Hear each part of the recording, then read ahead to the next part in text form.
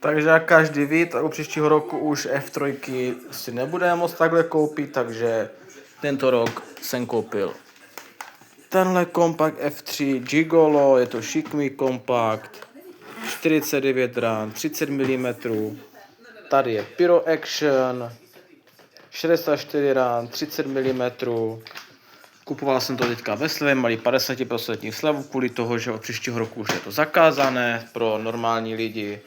Pak tu jsou 50 mm, dva kompakty jsem koupil, Smrtka a Jankový kule. Jsou to 20 ránové kompakty, kalibr 50 mm, takže to už je hodně pěkné, hodně pěkný efekt. Pak tu máme Babu Jagu v novém obalu, je to 49 a 20 mm. Pak tady máme Legendu, tu jsem kupoval v Kauflandu, byla za dobrý peníz, takže to je myslím 25 mm kompakt. Je tam 36 dran, je to šikmý kompakt.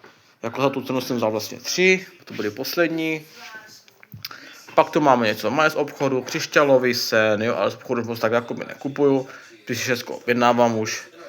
Casper, 25 mm, myslím, že to je 25 rán.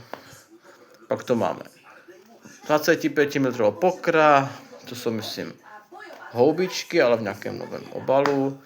Kamikaze a Halloween. Pak tu máme 30 mm zlobra. To je, nevím co to je tež nějaký zlobr nebo co, trolice, kung fu, ten křeček jakýsi. Ještě to mám dva kompakty 20 mm 49 rán, Dragon Army a Clown. Pak tu je fontána, že římské svíce, jaké rakety a něco mám ještě z Lonska, takové ty malinké věci, no.